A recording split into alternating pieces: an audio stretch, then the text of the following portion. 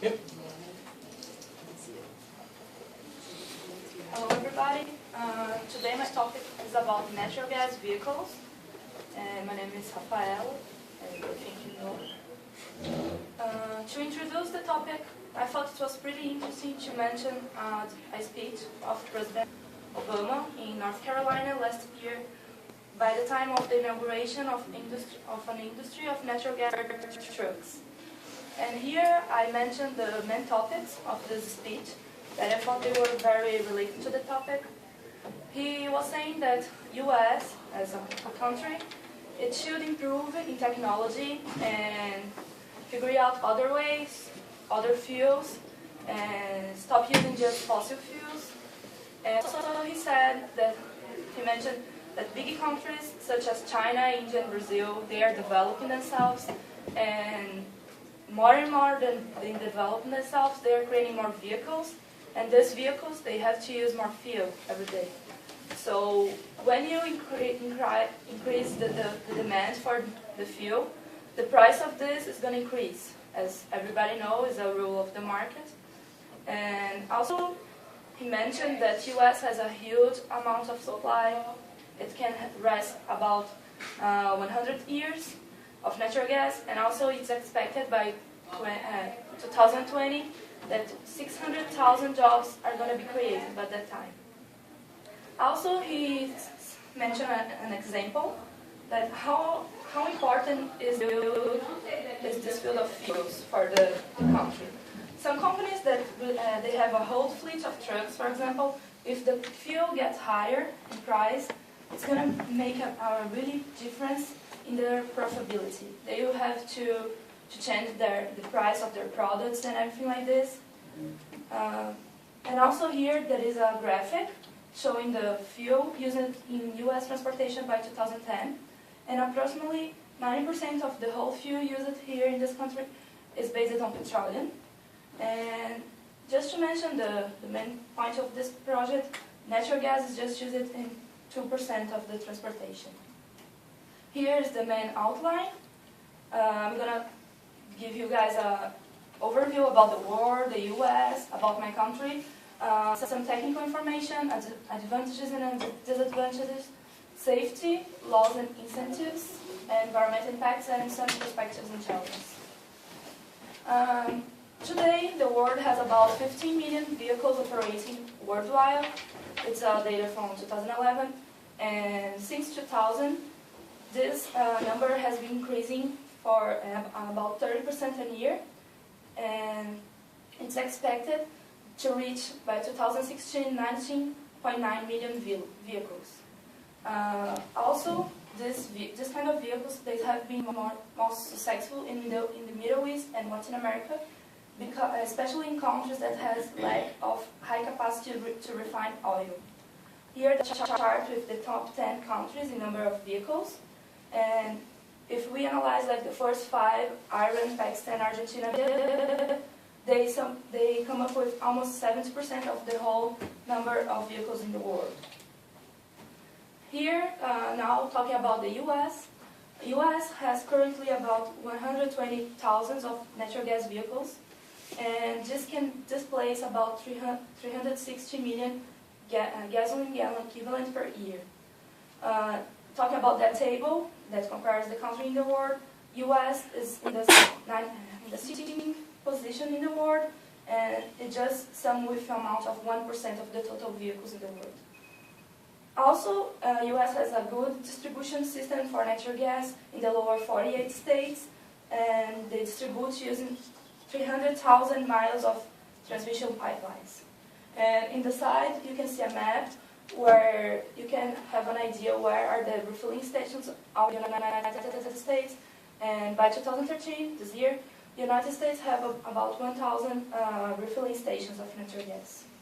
Now talking about my country, I thought it would be useful and interesting because you're not from there. And also my country has a good story about natural gas vehicles. It's very successful technology. By 1940, Brazil started using natural gas because of the oil and gas discovered in the northwest of the country. But just by 1980s, it was the big discovery. They discovered a huge basin around the Rio de Janeiro state that is called Campos Basin, and the exploration started in a large scale. The actual proven reserves of Brazil are about 423 billion cubic meters of natural gas. And also I'd like to talk about this company that is called Petrobras. I don't know if you guys have already heard about it. It's a huge company in my country, and it's an energy, a multinational company. And 98% of Brazilian production of natural gas is done by this company. And in 2012, it was produced at about 71.7 million cubic meters daily in Brazil.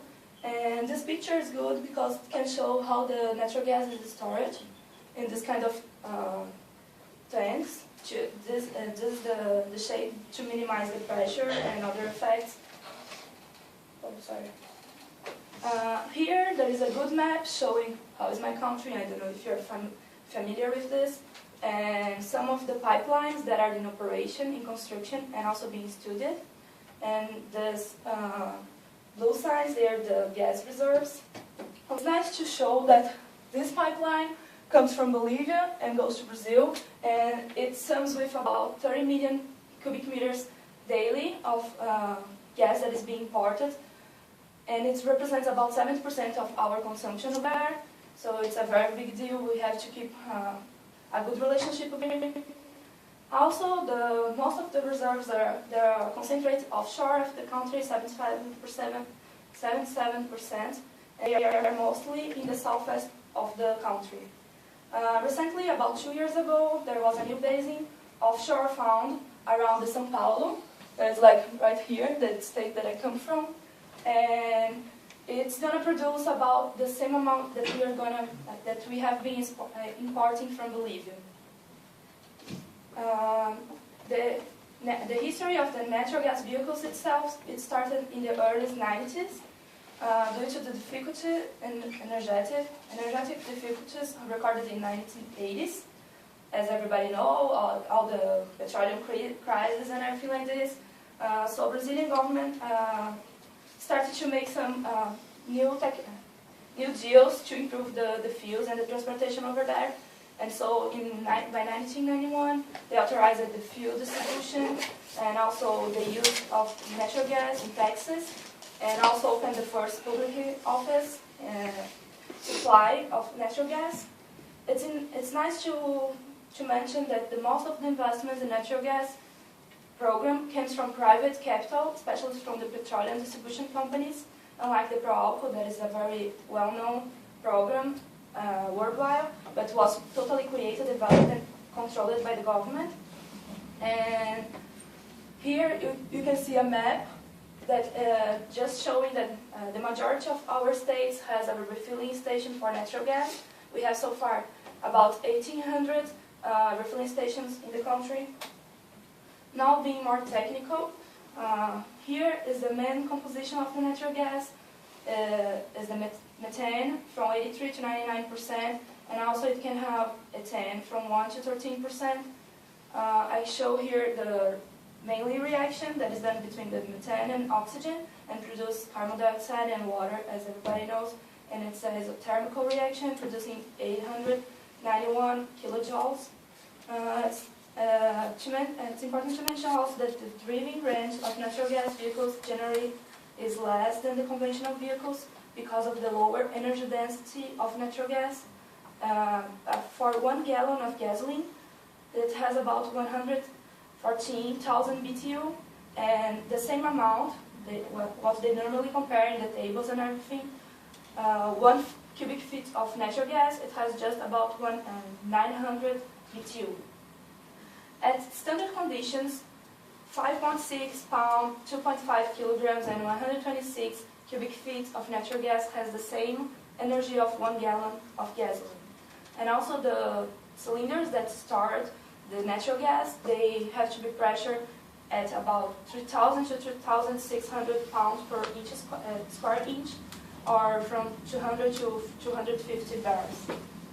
Now I'm going to talk very quickly about the cylinder types that I thought they were very interesting. Normally, the most useful cylinders, they are 5 or 10 gasoline gallon equivalent, or about 80 to 100 liter volume.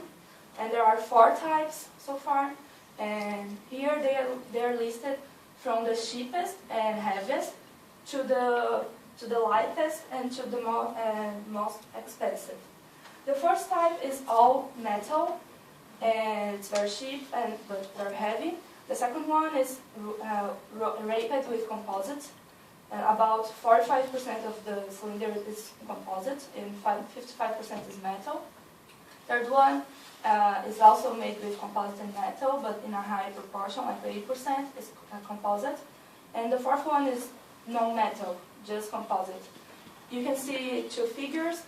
The one in the bottom shows just the schematic, how they distribute the metal and the composite. And here there are some pictures just to make it more visual and for we to know more or less how they are.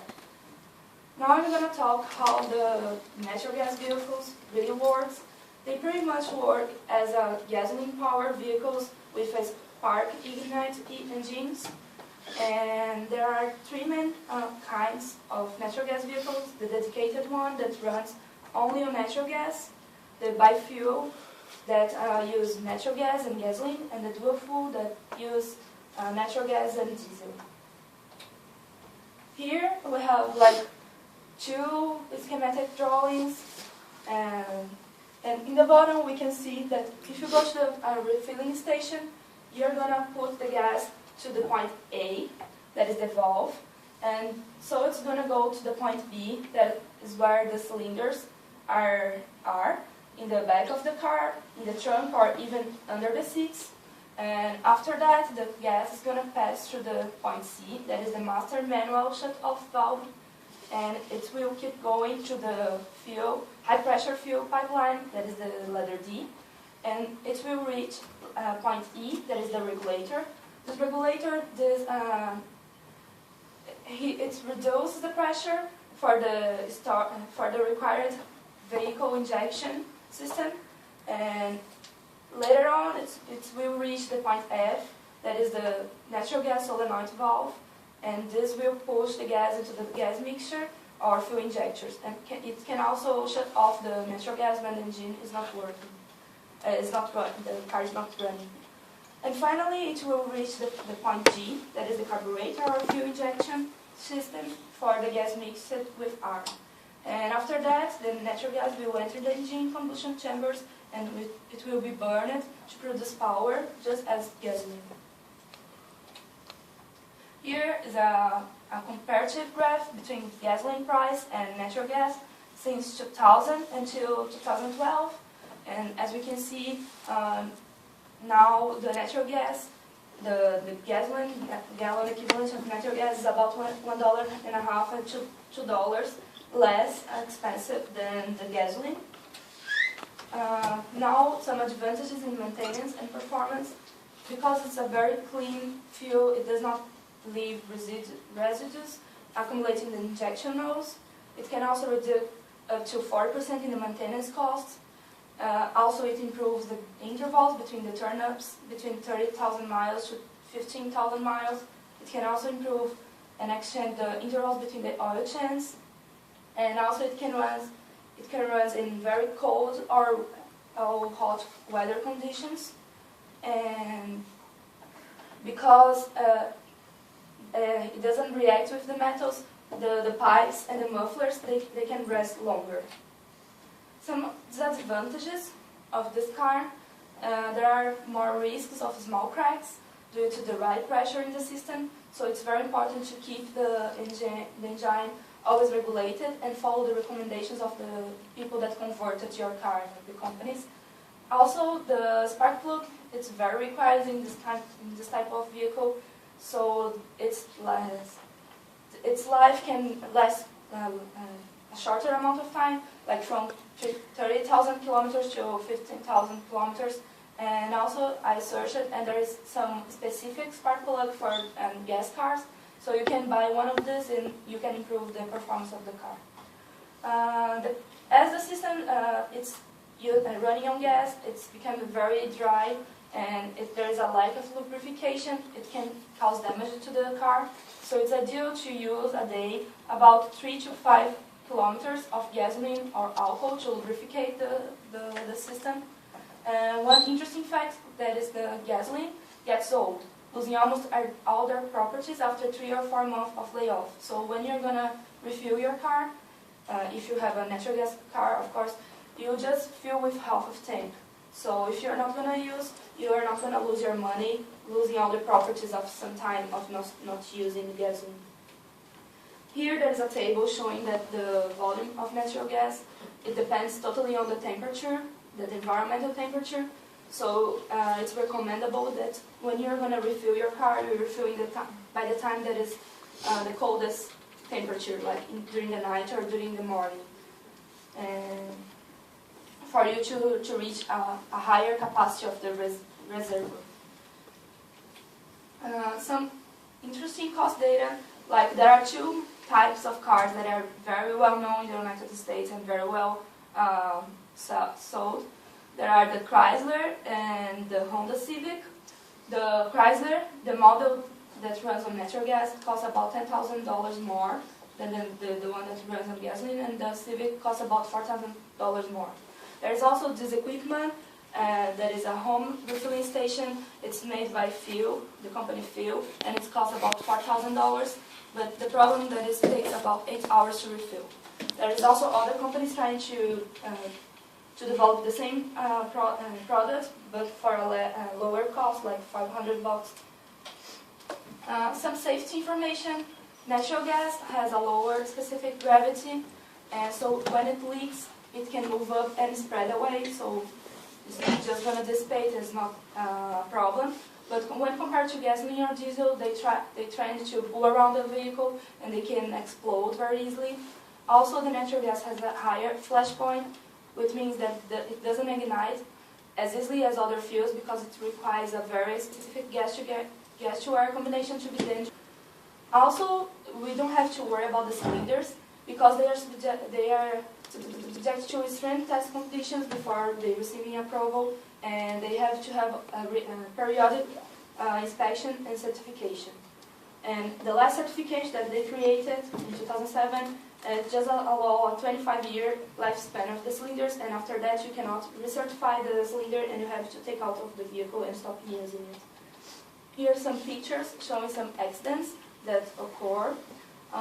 The first one and the third pictures, they show some fires. The first one, it was a fire in the engine, and the last one in an electrical fire.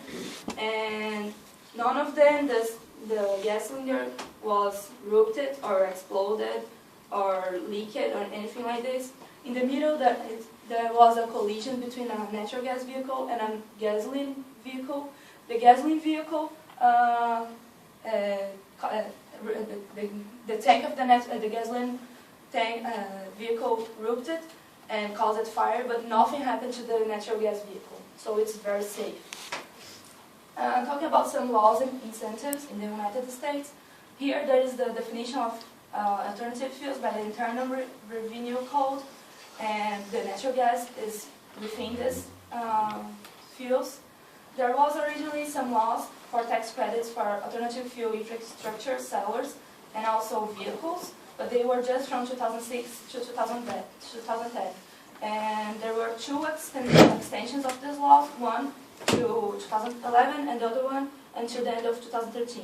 And we don't know if this is going to be re-extended or no.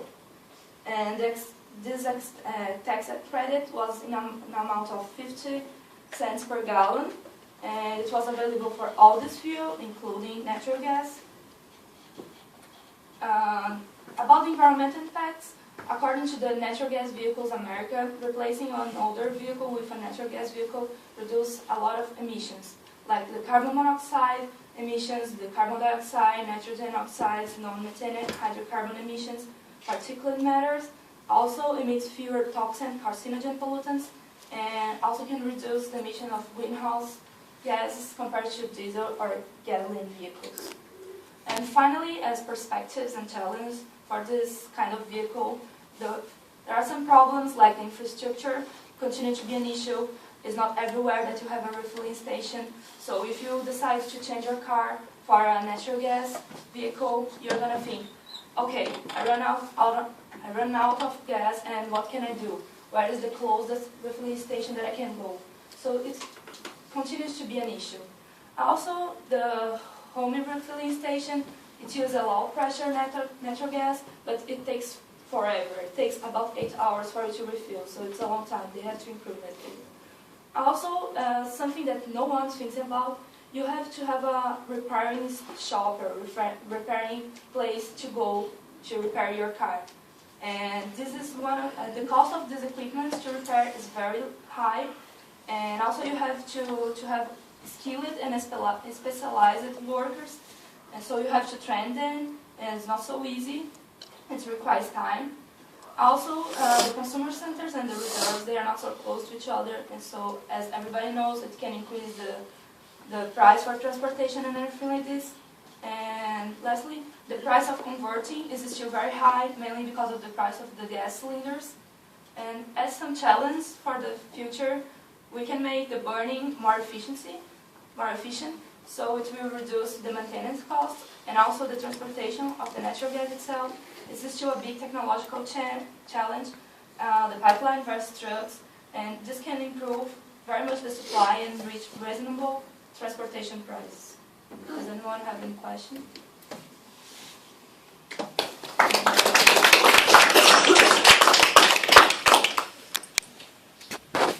Questions? Did you look at the difference between the compressed natural gas cars and cars fueled by the liquefied natural gas?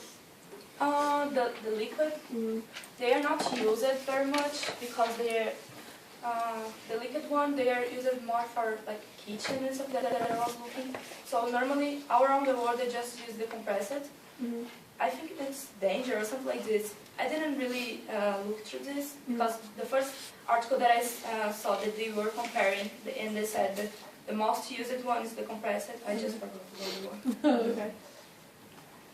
Any other question? Do you have a natural gas car? No. Because some people in Brazil, it's expensive to change. Even in Brazil that is, how can I say, it's lower cost than here, it's very expensive. So my parents, they decided to have a biofuel, that is the ethanol and gasoline. It's good. If I had the money, I would change for natural gas. Actually, I was looking through some articles, and it's very good when you run a lot during the day. If you use for long distance, it really can make a good difference for your wallet. Okay, nice job. Thank you.